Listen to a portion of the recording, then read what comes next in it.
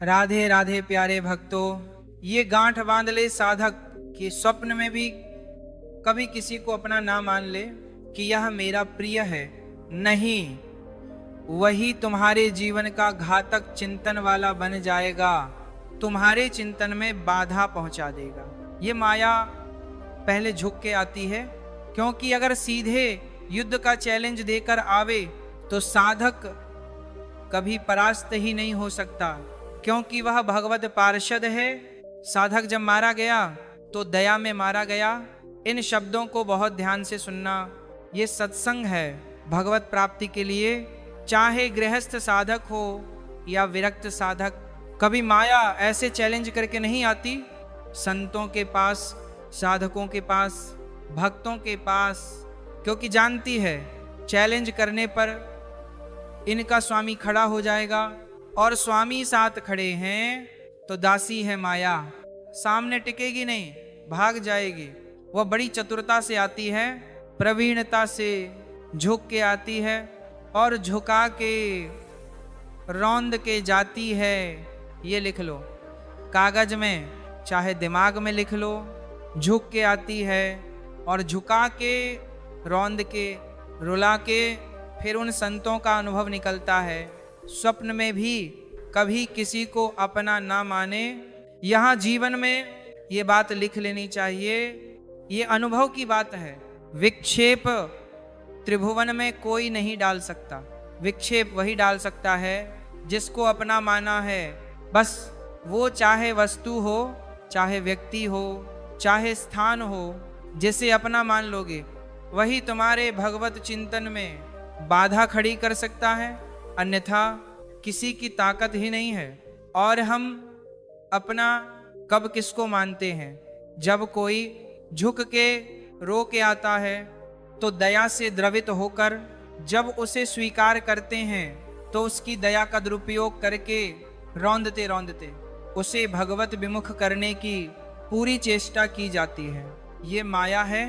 इसलिए असंगोहम पुरुष, जिसने यह ब्रह्म सूत्र अपने जीवन में धारण किया, ये हम बहुत चूक की बात बता रहे हैं। दया बिना साधु कसाई, दया करी तो आफत आई।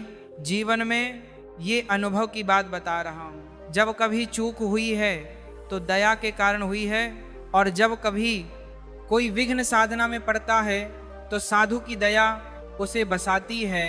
इसलिए वो दया जो हमारे प्रभु के चिंतन में बाधा पहुंचा दे, कभी नहीं, दया दूर से करनी चाहिए, उपदेश कर दे। भगवत नाम वाणी लीला का और छोड़ दे। पर होता क्या है, यह समर्थों को उपदेश दिया जाता है। जिनको अपने बल से उठकर भगवत प्राप्ति करनी होती है उनको उपदेश नहीं दिया जाता, उनको गोद में लेकर चला जाता है। पर ऐसे गोद में लेकर चलने के लिए चाहे अपनी दुर्गति हो जाए, पर उनकी दुर्गति ना होने पाए, ऐसा स्वभाव संतों का, तो उन्हें दुख भोगना पड़ता है। यद्यपि उनकी महानता है पर उन्हें दुख भोगना पड़ता है। यह संसार उन्हें रुलाता है, यह संसार उन्हें पीटता है, यह संसार उन्हें मारता है, संसार उनके शरीर को नष्ट कर देता है। कितने उदाहरण हैं। अगर साधक निर्विघ्न परमानंद में स्थित होना है तो दया किस पर करनी है? किसी पर नहीं। क्यों? क्योंकि सब भगवान का स्वरूप है। हम खुद दया के पात्र हैं। सब हम पर दया करें, हाथ जोड़ के तृणा सुनीचा तो निकल जाओगे। और अगर गुरु बने दया करके परम पद प्राप्ति कराने के लिए, तो उदारता है, ये उसका स्वभाव है। पर रो के यहाँ से जाना पड़ेगा, पीट के यहाँ से जाना पड़ेगा, और नाना प्रकार के प्रहार सह के जाना पड़ेगा। ये बहुत आंतरिक बात कह रहा हूँ। अगर समझ पाओ तो समझ लेना, नहीं आगे माया समझा देगी। आपको सिर्फ अपनी बात मनानी है, उसकी बात नहीं माननी। सिर्फ अपनी निष्ठा में रहना, उसकी तरफ झुकना नहीं, तो बात बन जाएगी, अन्यथा नहीं बनेगी। अगर ये रहा कि मुझे अपनी बात बनाने के लिए मुझे इसकी बात माननी है, तो ध्यान रखना जीवन भर पछताना पड़ेगा, जीवन भर रोना पड़ेगा, और उसका कल्याण हुआ या नहीं फिर संशय हो जाएगा। क्योंकि श्रद्धा शासन से प्रकट होती है, दुलार से नहीं। श्रद्धा कभी किसी की सुरक्षित रखनी है, उसकी श्रद्धा बढ़ानी है, तो कभी किसी को दुलार ना करे, ये गांठ बांध ले। आप इस भाषा को नहीं समझ पाएंगे, लेकिन अगर इसे मान लोगे तो माया पर जीत जाओगे। संतों के अनुभव सुने जाते हैं, वो किसी राग द्वेष से युक्त नहीं होते, वो परमात्मा साक्षात्कार कराने वाले होते हैं। कभी भी साधक को, संत को, उपदेशक को दया करके, द्रवित होकर, अपने सिद्धांत का त्याग करके उसे सुधारने के लिए कभी ना झुके। अगर अपने सिद्धांत से उसका उद्धार होता है तो ठीक है, अपने सिद्धांत को त्याग दिया तो जीवन भर पश्चाताप रहेगा और सामने वाले का उद्धार नहीं हो सकता। यह खूब सूक्ष्मता से रात रात भर भगवत चिंतन करके आया हुआ अनुभव है कि उपासक की ये गलती हो जाती है। अपने लोग किसी भी बात को, किसी भी घटना को घुनाक्षर न्याय की तरह घुसा देते हैं, जो जैसे घून गेहूं को ऊपर से पूरा सुरक्षित रखता है और एक जगह से छेद करके अंदर जाता है और पूरा का पूरा माल ले लेता है, केवल खोखा रह जाता है। ऐसे उसे गुणाक्षर न्याय कहते हैं। किसी भी घटना, किसी भी शब्द पर घुस जाना और उसके रहस्य को निकाल करके ज्यों का त्यों ऐसा अनुभव करना, ये उपासक बड़े बड़े संतों से गलती हो जाती है। और इसी गलती का नाम साधुता है। इसी गलती का नाम साधुता है कि वो अपनी गति दुर्गति का ध्यान ना रख के पामर जीवों को परम पद प्रदान करने के लिए नीचे उतर जाते हैं। आओ, हमारे सर पर पैर रखो और भगवत प्राप्ति करो। हम जैसे हैं वैसे प्रियाल के हैं। हमारे प्रियाल में अपार सामर्थ्य है। साधक जब तक भगवत साक्षात्कार ना कर ले तब तक तटस्थ भूमिका रख के कभी किसी को अपना ना मान ले, नहीं तो भगवत साक्षात्कार में बाधा पड़ जाएगी। तुम जैसे हो वैसे भगवत साक्षात्कार कर सकते हो। हमारी बात ध्यान रखना, काम है, क्रोध है, लोभ है, चिंता मत करो। ये नारकी गति प्रदान करने वाले शत्रु हैं। पर हम जिनके शरणागत हैं उनके प्रभाव से, जैसे जंघा लोहा पारस के प्रभाव से सोना बन जाता है, तो पारस भी तो जड़ है। जड़ पारस अपना स्वभाव नहीं छोड़ती, तो चैतन्य घन परमात्मा और हमारी स्वामिनी किशोरी वो अपना स्वभाव कैसे छोड़ देंगी? उनका स्वभाव ही है जो उनकी शरण में आ गया उसे निर्मल कर देना, प्रेम प्रदान कर देना। पर अपना कोई एक स्वप्न में भी नहीं होना चाहिए। सपने हो और ना देखत कोई ऐसा सहयोगी नहीं है जो मुझे प्रियाल में लीन करने का सहयोग करे। प्रियाल से दूरी बनाने वाला मित्र तो मिल जाएगा। जब तुम भगवत मार्ग में चलोगे तो रुद्र मात्र बंधु पुत्रा, तुम्हारे माता पिता तुम्हारे विरुद्ध हो जाएंगे। भगवत मार्ग में चलोगे तो कोई बिरला ही होता है जो अनुकूल हो जाए। बहुत कठोर हृदय भगवत मार्ग में चाहिए। ममता से लड़ने के लिए कठोर हृदय चाहिए, समता में स्थित होने के लिए सहृदय चाहिए। दोनों बात होना, ये हमारे प्रभु के सद्गुण हैं। कुसुम से भी कोमल और वज्र से भी कठोर, अपने शब्द के लिए कठोर। और यह अपनापन जहां प्रभु में समर्पित हुआ तो सहृदय, इसको समेटो अपनेपन को। रुद्ध पित्त मात्र, यदि रो रहे हैं या ऐसी युक्तियां पेश कर रहे हैं, उपासक को चाहिए इस जाल में ना फंसे।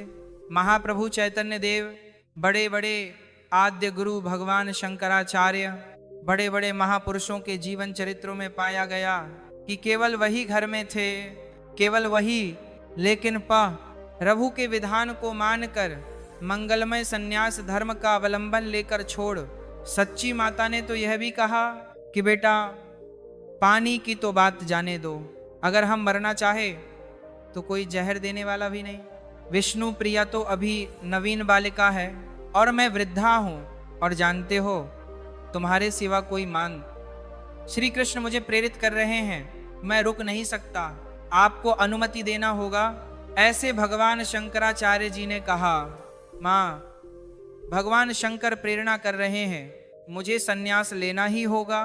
तो उन्होंने कहा, बेटा, मेरा तो कोई नहीं है, ना कोई और पुत्र है, ना तेरे पिता हैं, कोई नहीं है, और केवल तू ही है।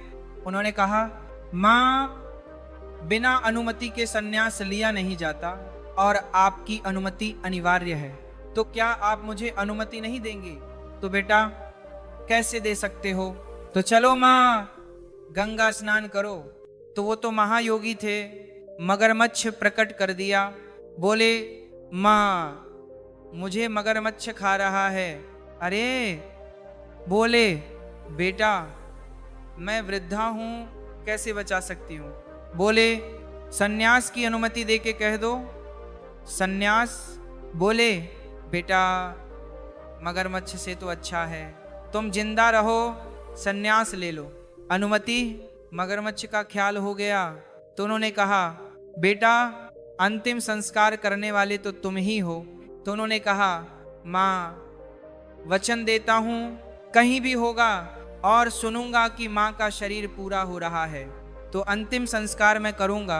आके दंड रख के शिष्य को दे के भगवान शंकराचार्य ने माँ का संस्कार किया।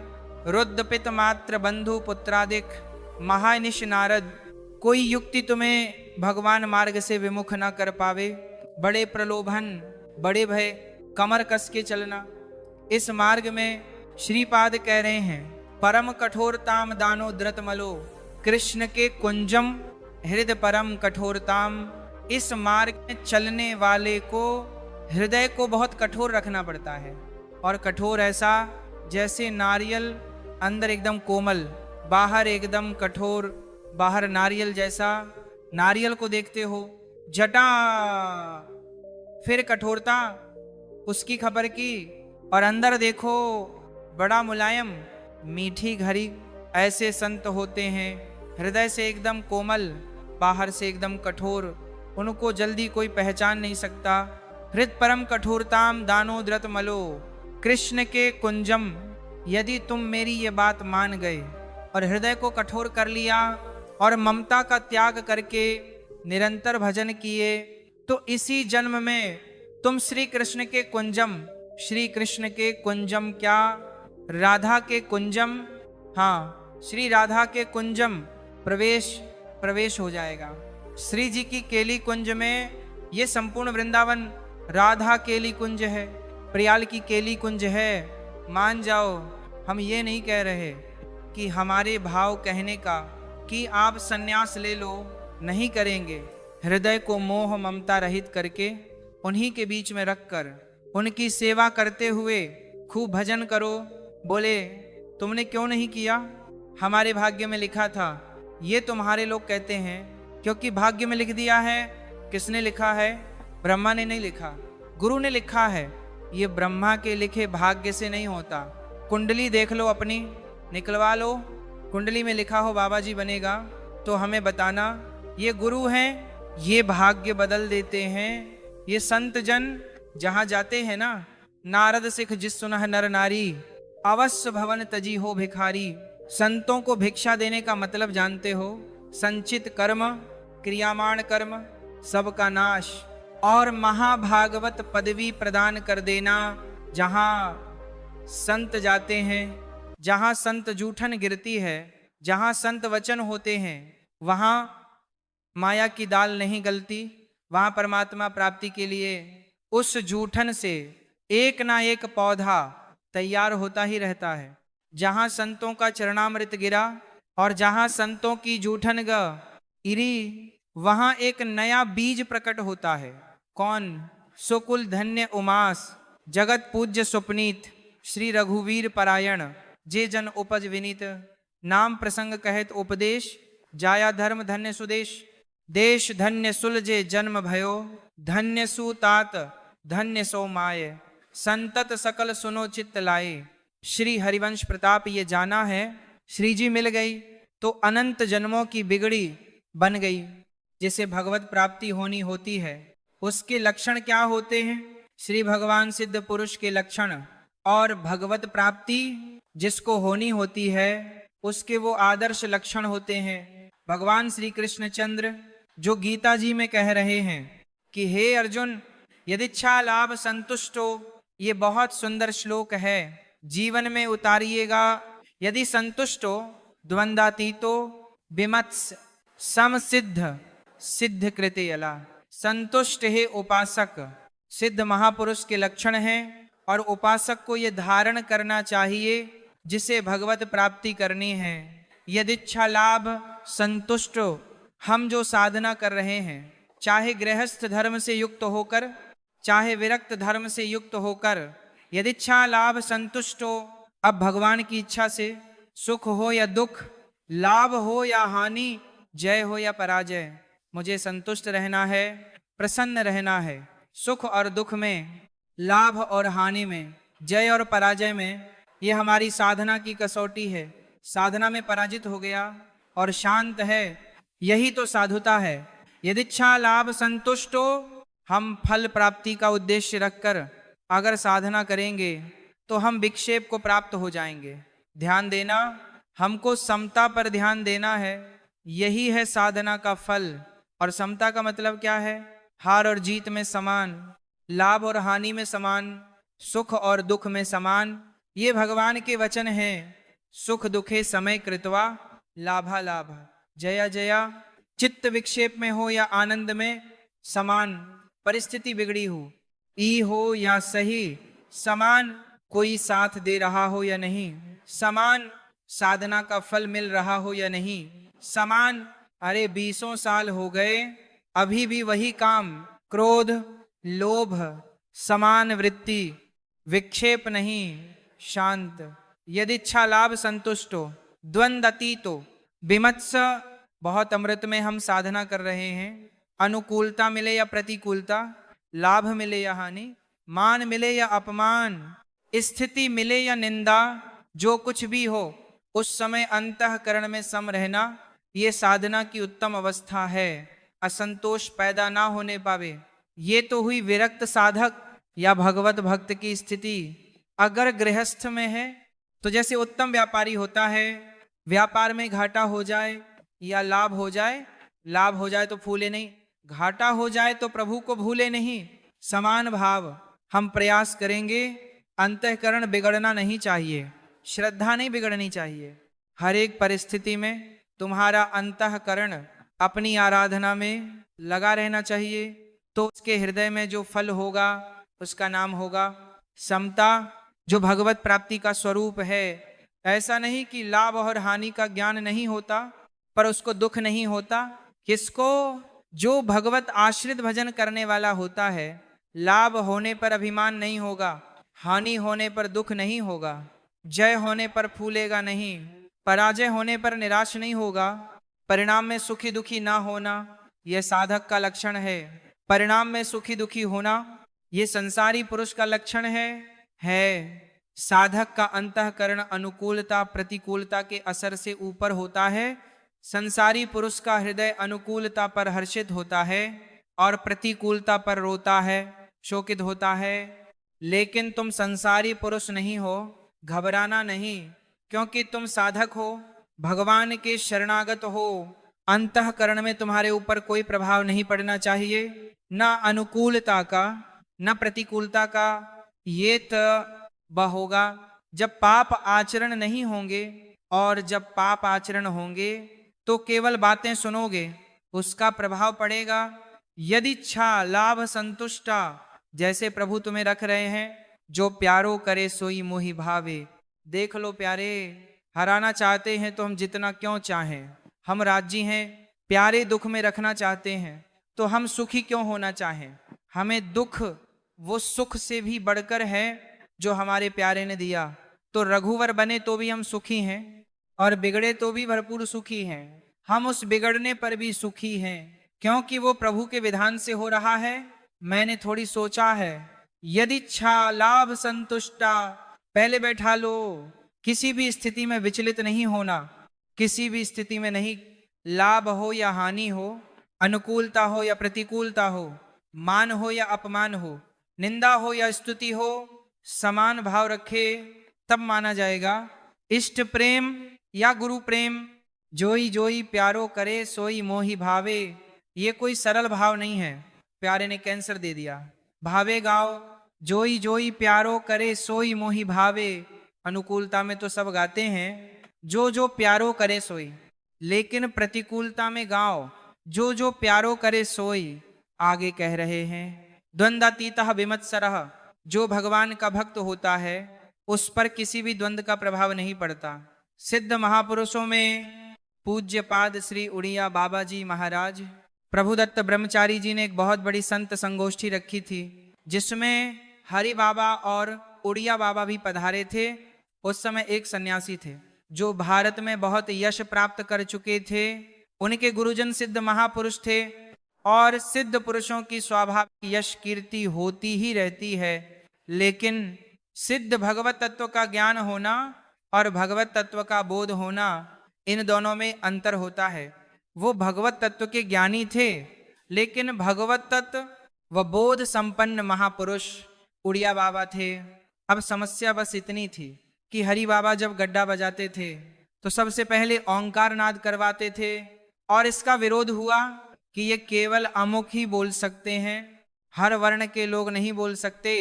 उड़िया बाबा से कहा गया कि आप वहां बैठे हैं, आप इसका विरोध क्यों नहीं करते।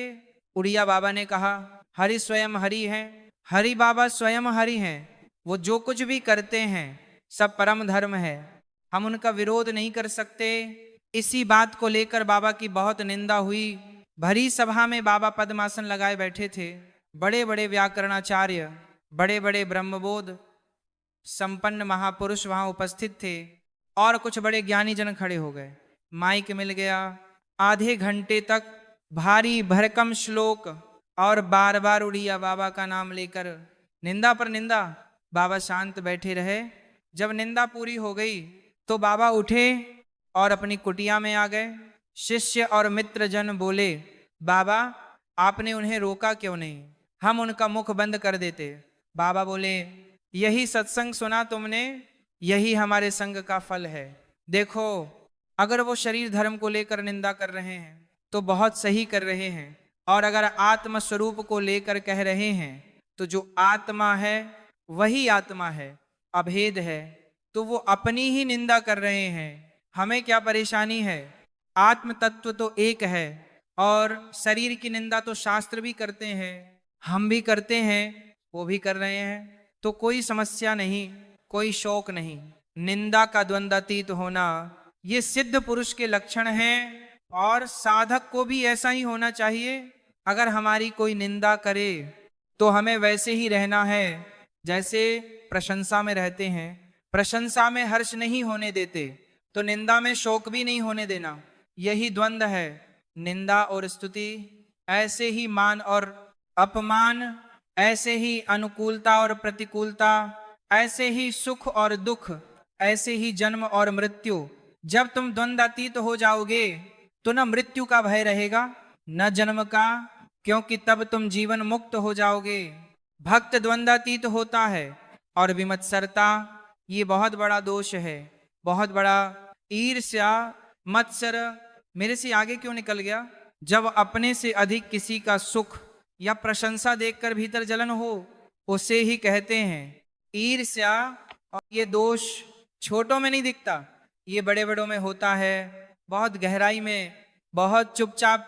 मत्सरता, ईर्ष्या, अगर ईर्ष्या का किंचित मात्र भाव भी हृदय में है तो चाहे जितना इष्ट कृपा करे, चाहे जितनी गुरु कृपा हो जाए, वह व्यक्ति भीतर ही भीतर जलता रहेगा, कुछ विशेष अंतर नहीं पड़ेगा। बहुत विचित्र है यह ईर्ष्या। विमत्सरा होना चाहिए, मत्सरता रहित होना चाहिए साधक को। सिद्ध पुरुष में ईर्ष्या नहीं होती। ईर्ष्या इतना सूक्ष्म दोष है कि कंचन तजना सहज है, सहज तिया का ने मान बढ़ाई, पर ईर्ष्या तजना दुर्लभ है, बहुत दुर्लभ। जो कंचन और कामिनी पर विजय प्राप्त कर चुका है वह भी ईर्ष्या पर कभी कभी हार जाता है। ये कितना विचित्र है। किसी की भी बढ़ाई सुनते ही फौरन निंदा करना शुरू कर देना, यही तो ईर्ष्या करवाती है। हाँ हाँ, सब ठीक है भैया, और फिर ऐसे ऐसे शब्दों से निंदा कर देना, हृदय में उनके प्रति जलन भर जाना। थोड़ी सी भी ईर्ष्या यदि हृदय में है तो वह भगवत प्राप्ति नहीं होने देगी, भगवत प्रेम नहीं होने देगी। इसको मिटा दो। जिसके प्रति ईर्ष्या हो उसके चरणों में वंदना करो, उसे हाथ जोड़ो, उसे और प्रेम दो, ताकि तुम्हारे हृदय में उसके प्रति ईर्ष्या न रह जाए। ये अपनी कोशिश से होगा, दूसरे की कृपा से नहीं।